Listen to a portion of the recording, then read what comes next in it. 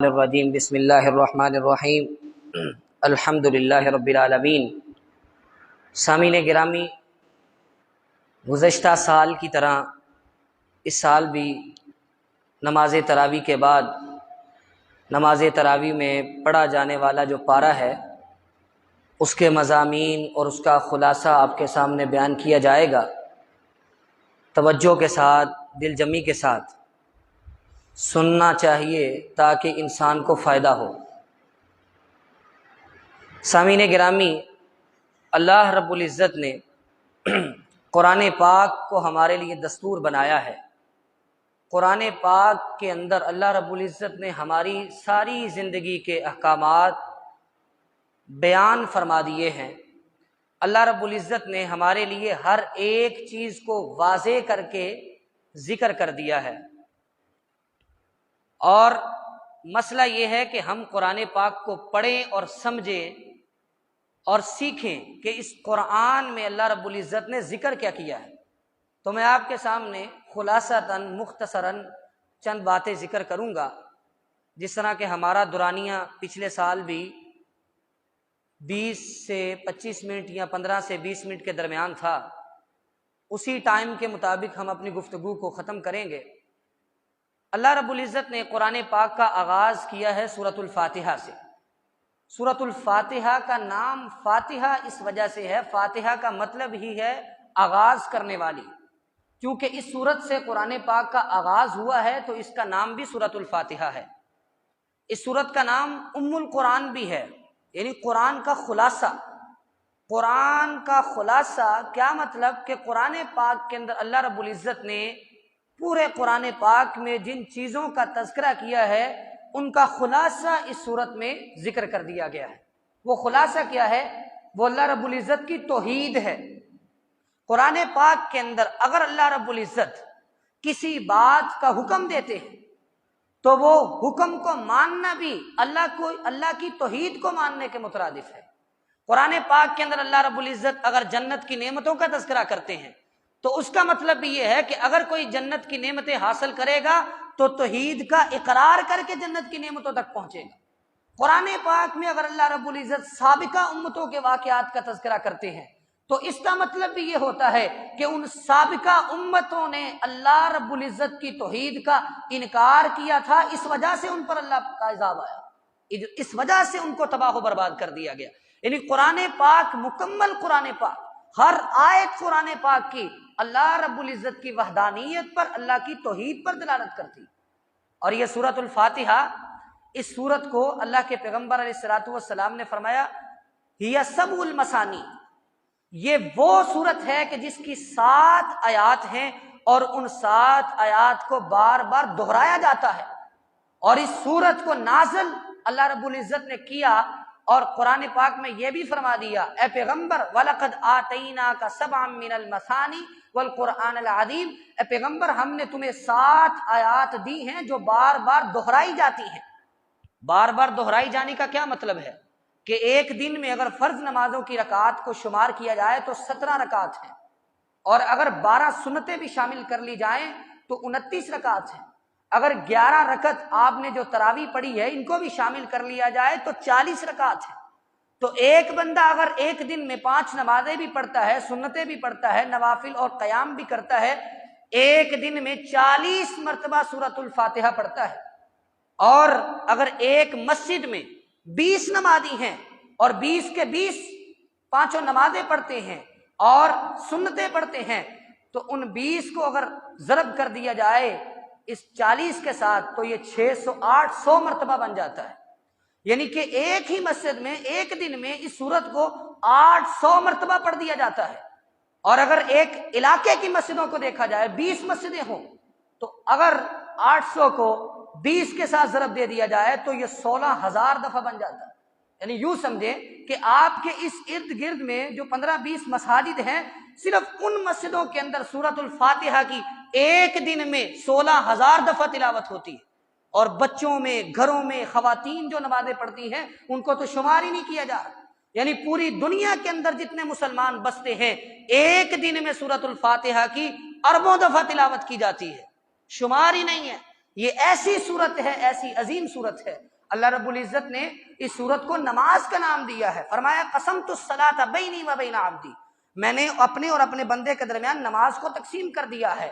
وہ نماز کیا ہے؟ وہ سورۃ الفاتحہ ہے۔ جب میرا بندہ کہتا ہے الحمدللہ رب العالمین، تو اللہ جواب میں کہتے ہیں حمدنی عبدی، میرے بندے نے میری تعریف بیان کی۔ جب میرا بندہ کہتا ہے الرحمن الرحیم، تو اللہ رب العزت جواب میں کہتے ہیں اثنا علی عبدی، میرے بندے نے میری ثنا بیان کی۔ جب بندہ کہتا ہے مالک یوم الدین، اللہ رب العزت جواب میں کہتے ہیں مجدنی عبدی، میرے بندے نے میری بزرگی بیان کی۔ اور جب بندہ اس بات کا اقرار کرتا ہے ایاک نعبد و ایاک نستعین، اے اللہ تجھ سے مدد مانگتے ہیں، تیری عبادت کرتے ہیں، تو اللہ رب العزت جواب میں کہتے ہیں ھذا لعبدی، ھذا بینی و بین عبدی ولعبدی ما سأل، اللہ رب العزت فرماتے ہیں کہ یہ وہ معاہدہ ہے جو میرے اور میرے بندے کے درمیان ہے، اور جب میرا بندہ اس معاہدے پہ عمل کرے گا، میرا بندہ جو سوال کرے گا میں اسے عطا کر دوں گا۔ معاہدہ کیا ہے؟ دو معاہدے ہیں، عبادت بھی تیری ہے اللہ، اور مدد بھی تجھ سے مانگیں گے۔ جب یہ دو معاہدے مان لے گا تو اللہ اس کا سوال اسے عطا کر دے گا۔ اور وہ سوال کیا ہے؟ ان ساری باتوں کے بعد پھر بندہ سوال کرتا ہے اہدنا الصراط المستقیم، اے اللہ مجھے صراط مستقیم کی طرف لگا دے۔ وہ صراط مستقیم صراط الذین انعمت علیہم، ان لوگوں کا راستہ جن پر تو نے انعام کیا ہے، نہ کہ ان کا جن پر تیرا غضب ہوا، جو گمراہ ہوئے، یعنی یہودی اور عیسائی۔ اور یہ وہ صورت ہے کہ جس صورت کو پڑھ کے دم کیا جاتا ہے، شفا ملتی ہے۔ آج ہم سمجھتے ہیں کہ دم کرنا بڑا مشکل ہے، دم کرنا کوئی مشکل نہیں، اللہ پہ یقین رکھ کے سورۃ الفاتحہ کی تلاوت کر کے آپ اپنے مریض کو دم کر دیں، اللہ شفا دینے والا ہے۔ اور یہ وہ صورت ہے جس کے بارے میں اللہ کے پیغمبر نے قسم اٹھا کے کہا تھا والذی نفسی بیدی ما انزلت فی التوراۃ والانجیل ولا فی الفرقان مثلها۔ آپ نے فرمایا یہ سورۃ الفاتحہ وہ صورت ہے کہ جس جیسی صورت نہ تو تورات میں نازل ہوئی، نہ انجیل میں نازل ہوئی، نہ زبور میں نازل ہوئی، اور نہ ہی خود قرآن پاک میں اس جیسی کوئی اور صورت نازل ہوئی۔ اتنی عظیم ترین صورت ہے۔ اس صورت کا بہت زیادہ مقام و مرتبہ ہے۔ تو اس صورت میں بندہ اپنے رب سے معاہدہ کرتا ہے اور ہدایت مانگتا ہے۔ جب بندہ ہدایت کا سوال کرتا ہے تو اس صورت کے بعد پورے کا پورا قرآن پاک اللہ رب العزت نے بندے کی ہدایت کے لیے ہی نازل کیا ہے۔ اس کے بعد اگلی سورہ سورۃ البقرہ، بقرہ کہتے ہیں گائے کو یا بیل کو۔ اس صورت میں چونکہ گائے کا واقعہ ہے، اس نسبت سے اس کا نام بقرہ رکھ دیا گیا ہے۔ اس صورت کے اندر اللہ رب العزت نے جب قرآن پاک کا آغاز کیا تو فرمایا ذالک الکتاب لا ریب فیہ۔ دنیا کا جب کوئی مصنف کتاب لکھتا ہے، کتاب کے پہلے صفحے پہ لکھ دیتا ہے کہ اگر میری اس کتاب میں کوئی غلطی ہو تو مجھے مطلع کر دیجئے گا، میں اس کی اصلاح کر لوں گا۔ لیکن اللہ رب العزت نے قرآن پاک کے آغاز میں یہ کہہ دیا کہ اے میرے بندو، اس کتاب کو پڑھنے سے پہلے یہ نظریہ اور تصور کلیئر کر لو کہ اس کتاب میں کوئی غلطی نہیں، کوئی شک نہیں، کوئی شبہ نہیں، اس کی ایک ایک بات سچی ہے، حق ہے، واضح ہے۔ پھر اللہ رب العزت نے یہ دعویٰ کرنے کے بعد قرآن پاک کے آغاز میں 3 گروہوں کا تذکرہ کیا، مومنین کا، منافقین کا اور کافروں کا۔ مومنین وہ ہیں جو نماز قائم کرتے ہیں، زکوٰۃ ادا کرتے ہیں اور روزے رکھتے ہیں، اللہ پر، آخرت کے دن پر ایمان لاتے ہیں۔ کافر وہ ہیں جو نہ نماز پڑھتے ہیں، نہ زکوٰۃ ادا کرتے ہیں، نہ اللہ پر ایمان لاتے ہیں، نہ آخرت کے دن پر ایمان لاتے ہیں۔ اللہ نے ان کے دلوں پر مہر لگا دی، ختم اللہ علی قلوبہم۔ اب اللہ نے مہر لگائی ہے، اس وجہ سے انہوں نے قرآن پاک سے منہ نہیں موڑا، بلکہ انہوں نے منہ موڑا ہے تو اللہ نے ان کے دلوں پر مہر لگا دی۔ اب کوئی بندہ یہ نہ کہے کہ بھئی اللہ نے ان کے دلوں پر مہر لگا دی ہے، وہ کیسے ایمان لا سکتے تھے؟ ہم کہیں گے اللہ نے مہر تب لگائی ہے جب وہ ایمان نہیں لے کے آئے، ان کا رویہ غلط تھا، ان کا رویہ اور ان کی بے رخی اور ان کا انکار اس بات کا سبب بنا کہ اللہ نے ان کے دلوں پر مہر لگا دی۔ اس کے بعد تیسرا گروہ منافقین کا ہے۔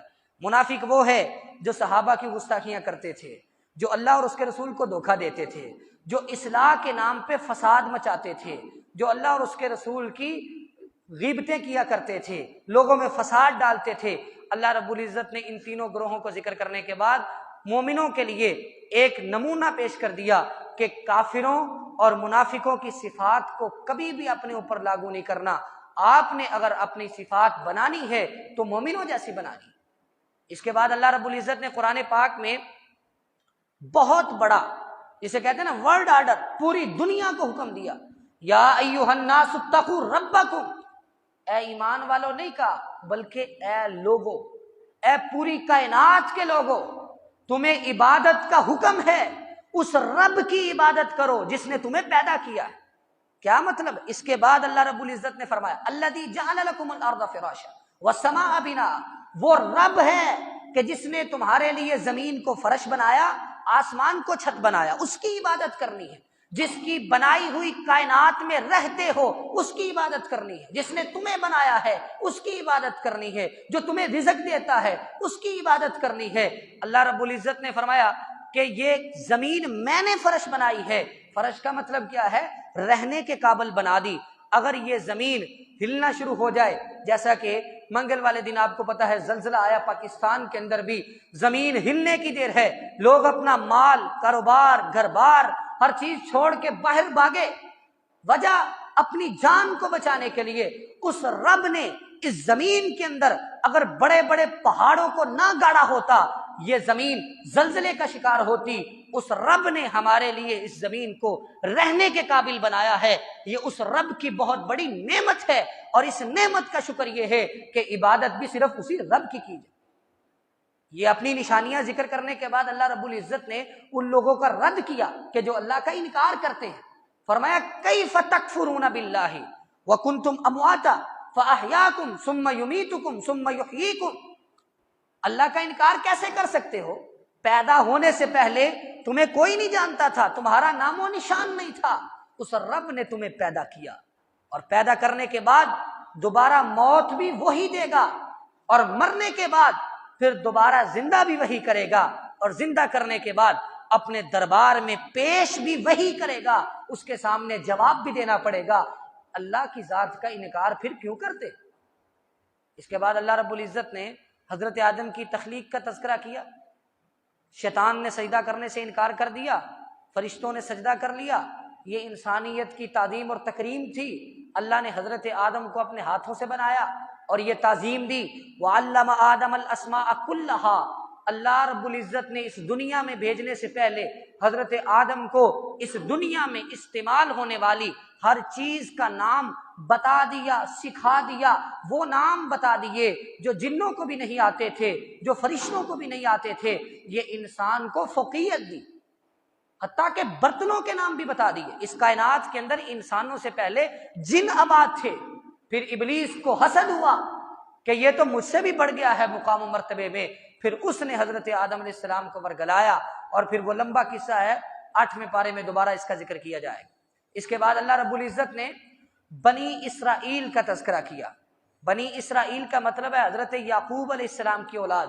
اسرائیل یہ عبرانی زبان کا لفظ ہے، اس کا مطلب ہوتا ہے عبداللہ، اللہ کا بندہ. تو بنی اسرائیل حضرت یعقوب کا یہ لقب تھا اسرائیل. تو ان کے بعد جتنی بھی ان کی اولاد آئی، ان کی اولاد میں سے جتنے بھی انبیاء آئے، ان سب کے اوپر بنی اسرائیل کا لفظ بولا گیا. تو بنی اسرائیل کو اللہ رب العزت نے مسلمانوں سے پہلے، آخری امت سے پہلے اس کائنات کے اندر جو سب سے بہترین امت تھی وہ بنی اسرائیل تھی. اللہ رب العزت نے پہلے ہی پارے میں بنی اسرائیل کی وہ ساری کارستانیاں اور وہ سارے جرائم کا تذکرہ کر دیا ہے جن کی وجہ سے اللہ رب العزت نے ان سے عالم کا، دنیا کا اور حکومت کا جو ایک سلسلہ تھا، اللہ نے ان سے چھین لیا اور چھین کر امت مسلمہ کو دے دیا. ان وجوہات کا اللہ رب العزت نے تذکرہ کر دیا تاکہ مسلمان بھی اللہ رب العزت کی عبادت کرے اور کوئی ایسا کام نہ کرے جس طرح کے بنی اسرائیل کیا کرتے تھے. سب سے پہلا کام، بچڑے کو الہ بنا لیا. حضرت موسیٰ علیہ السلام 70 بندوں کو لے کر طور پہاڑ پر گئے اور انہوں نے کہا لن نؤمن لک حتی نری اللہ جہرۃ، ہم اللہ پر ایمان نہیں لے کے آئیں گے جب تک ہم اللہ کو اپنی آنکھوں سے نہیں دیکھ سکتے. اور اللہ رب العزت نے کیا فرمایا؟ لا تدرکہ الابصار وہو یدرک الابصار. اللہ رب العزت کی ذات تو وہ ہے جس کو انسانی آنکھیں کبھی نہیں دیکھ سکتی، وہ کیسے دیکھ سکتے تھے؟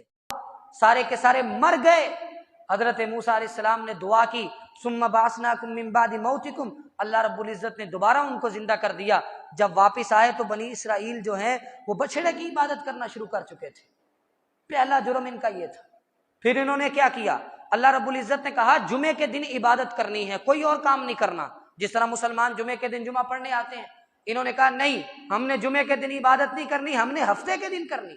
اللہ رب العزت نے کہا ٹھیک ہے، ہفتے کے دن عبادت کرو، لیکن شرط یہ ہے کہ ہفتے کے دن پھر کوئی اور کام نہیں کرنا۔ مچھلیوں کا کاروبار کیا کرتے تھے، دریا سے مچھلیاں آتی تھی، انہوں نے دریا کے ساتھ چھوٹے چھوٹے تالاب اور گڑھے کھود لیے۔ ہفتے کے دن مچھلیاں نہیں پکڑتے تھے، لیکن پانی کا رخ ان گڑھوں کی طرف کر دیتے تھے، مچھلیاں ان گڑھوں میں آ جاتی تھی، اتوار والے دن ان کو پکڑ لیتے تھے۔ انہوں نے ہیلا کیا، اللہ رب العزت نے بندر اور خنزیر بنا دیا سزا کے طور پہ، یہ ان کو سزا دی گئی۔ اللہ رب العزت کی نافرمانیاں کی، انہوں نے نبی علیہ الصلوۃ والسلام کے ساتھ حسد کیا، انبیاء کو قتل کیا، انبیاء کا انکار کیا، اللہ رب العزت کی عہد کو توڑا۔ اللہ رب العزت نے کہا کہ بستی میں داخل ہو جاؤ، بستی جس بستی سے تمہیں نکالا گیا تھا جاؤ، چلے جاؤ، لیکن داخل ہوتے ہوئے تم نے کہنا ہے حتۃ، اے اللہ ہمیں معاف کر دے۔ لیکن جب یہ داخل ہوئے انہوں نے یہ معافی نہیں مانگی، انہوں نے کہا حنتۃ، اللہ ہمیں گندم دے، ہمیں دولت دے، ہمیں رزق دے، معافی بھی نہیں مانگی۔ انہوں نے قسم اٹھا رکھی تھی کہ اللہ نے جو کہنا ہے ہم نے اس کی مخالفت کرنی۔ آخری بات، اس سورت کا نام جو بقرہ رکھا گیا ہے اس کی وجہ اور سبب وہ ایک واقعہ ہے، وہ بھی بنی اسرائیل کا واقعہ ہے، کس طرح یہ ہیلے اور بہانے کرتے تھے۔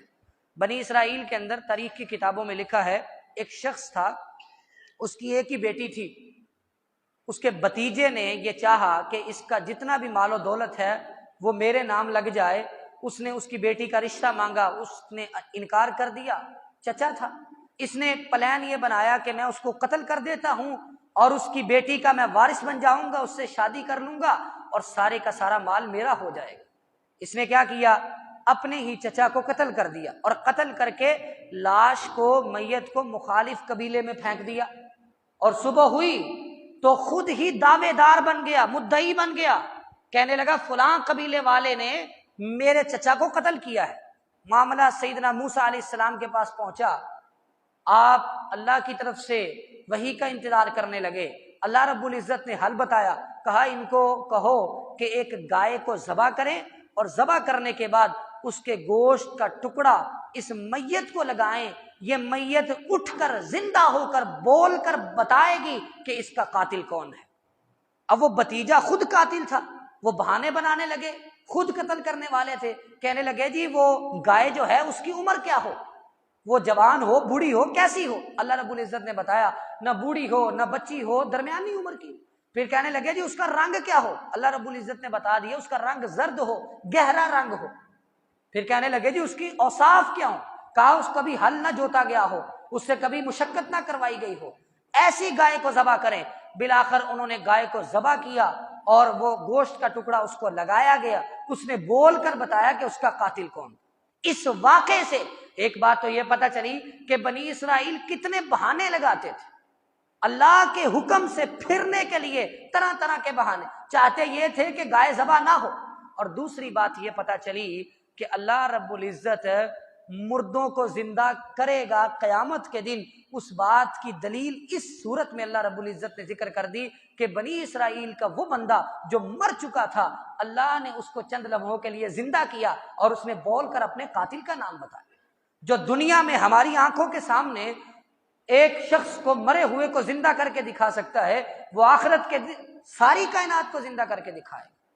اس پارے کے آخر میں اللہ رب العزت نے حضرت ابراہیم علیہ السلام کی وہ دعا ذکر کی ہے جب انہوں نے خانہ کعبہ کو تعمیر کیا، اور تعمیر کرنے کے بعد کئی دعائیں کی، ان میں سے ایک دعا یہ تھی ربنا وابعث فیہم رسولا منہم یتلو علیہم آیاتک ویعلمہم الکتاب والحکمہ ویزکیہم۔ دعا کی اللہ تیرا گھر میں نے بنا دیا ہے، اب اس گھر میں انہی میں سے، یہاں رہنے والے لوگوں میں سے ایک رسول بھیج۔ یہ دعا کی تھی حضرت ابراہیم علیہ السلام۔ اور یہ دعا کب پوری ہوئی؟ جب اللہ کے پیغمبر علیہ الصلوۃ والسلام خاتم الانبیاء امام الانبیاء جناب محمد الرسول اللہ صلی اللہ علیہ وسلم نبی بن کر مبعوث ہو کر آپ نے مدینے میں اپنی نبوت کا اعلان کر دیا، مکے میں آپ نے نبوت کا اعلان کر دیا، تو یہ تب دعا قبول ہوئی۔ اس بات سے ہمیں پتہ چلتا ہے کہ دعائیں اللہ سے کرتے رہنا چاہیے، دعائیں چھوڑنی نہیں چاہیے۔